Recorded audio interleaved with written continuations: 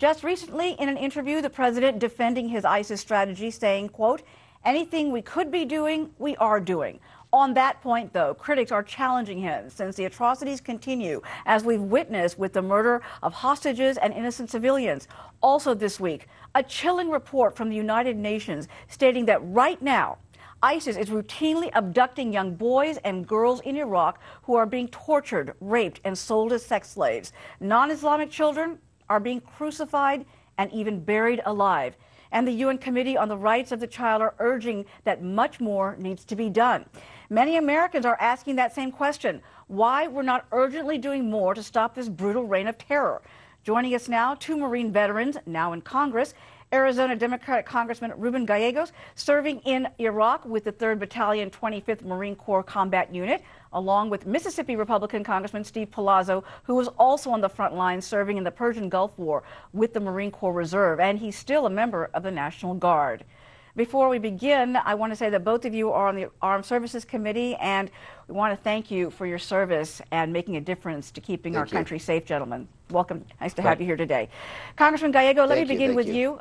We are hearing that the president will be asking Congress to authorize the use of force against ISIS within days, but few expect that to include ground forces. The world looks to the United States to organize and lead this effort. While we're still waiting to see what develops, people are dying. And as I just pointed out, so many atrocities are being committed against helpless children. The depravity of ISIS knows no bounds. The longer we wait, the worse it gets. We've watched for months that limited airstrikes are not getting the job done, and we don't appear to have a defined strategy. Do you expect that we will have one? I do expect one, and we need to demand one before we actually give any authority, whether we're Democrats or Republicans. The reason there is hesitancy among many of us, especially many of us that have served in combat, our experience in Iraq will tell you that if we go in there and take care of this problem, we can quickly take care of this problem. The U.S. has a great military capability. You know, you bring a couple of Marines in, we could, clear the problem. But the problem is, just like what happened in Iraq, every time I cleared a town, as soon as I left that town, the insurgents would come back in because fundamentally the Iraqi government is not ready and has not formed the coalition government necessary to be able to stand up against ISIS.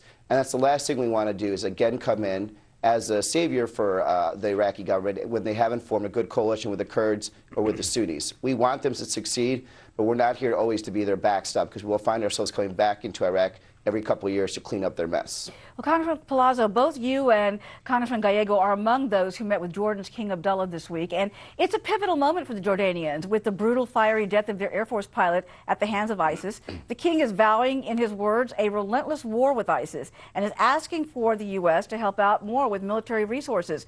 The president has sought to attract a broad coalition, including Middle East countries. Jordan is ready to go the distance, the president promising full support, yet it's been reported that he's already denied the king's request for a Predator drone. Why deny him at this important moment? Well, Uma, I don't know, but going back to the AUMF, Congress is looking forward to the debate on that. It's something that needs to happen, and it doesn't need to be limited in scope. The President of the United States, who has shown the world that we do not have a strategy on confronting this crisis, this threat, ISIS, which in their barbarism and just the brutal acts of horror that they're committing against children and women, Muslim and non-Muslim Christians. He shouldn't be telling the world what we're not going to do, and he shouldn't be limited to the military basically tying their hands. I think our military commanders have a way and a plan to confront this threat and to eliminate it. Like the congressman said, you send in a handful of Marines, we'll get the threat under control.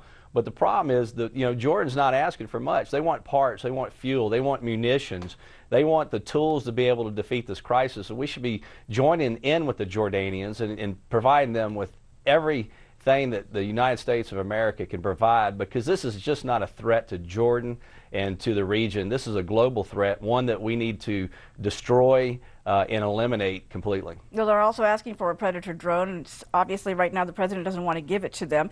Congressman Gallego, shouldn't Jordan get the resources it needs to fight ISIS right now? Well, clearly when we spoke to King Abdullah, and the congressman from Mississippi was also there with me, he expressed that he wants to take the fight to Jordan, and we obviously should do everything we can.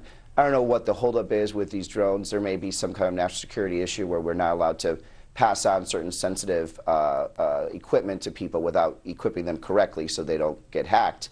But obviously, anything we can to help out Jordan, to help out any ally that wants to fight, especially an Arab ally, to fight ISIS, we should help out and we should give as soon as possible.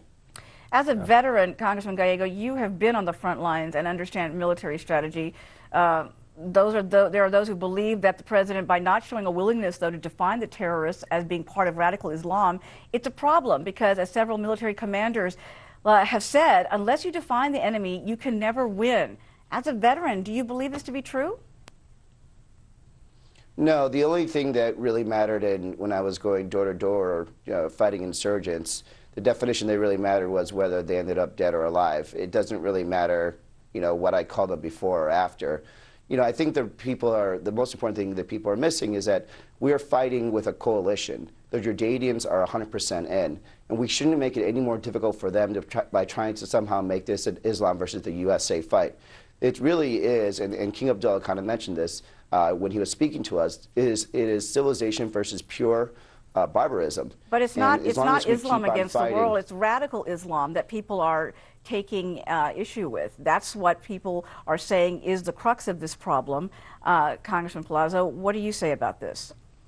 Well, going back to what we're saying, providing Jordanian with the tools, it sounds like the government of Jordan is confronting federal bureaucracies in the United States. I mean, they can't cut through the red tape to get them the tools and the equipment that they need to defeat this threat. We have willing partners in the region that are ready to get their hands bloodied, protecting their families and their communities and taking this fight to the enemy in their backyard so it doesn't come to our backyard here in the United States or in the Jordan's backyard. And it's not like we're equipping the Syrians. I mean, no one knows who the good Syrians are, no matter how much you debate it. Can you win this without ground forces, ultimately? Can airstrikes alone do it? Well, I think that's up to the president. We've seen the airstrikes. We've launched over 2,200 airstrikes, and ISIS seems to be as strong as ever. I think, at the end of the day, we have to listen to our men and women in uniform, the people that are actually on the ground, the trained in the profession of arms to defend our country and our allies around the world. Let the generals come in and tell us exactly what we need. And as Commander-in-Chief, the president needs to take counsel with these men and women and make sure that we're protecting America and protecting our friends around the world. All right, gentlemen, thank you so much for joining us with your insights. Really appreciate it. And again, thank you so much for your service. Thank you, Emma. Thank you for your time.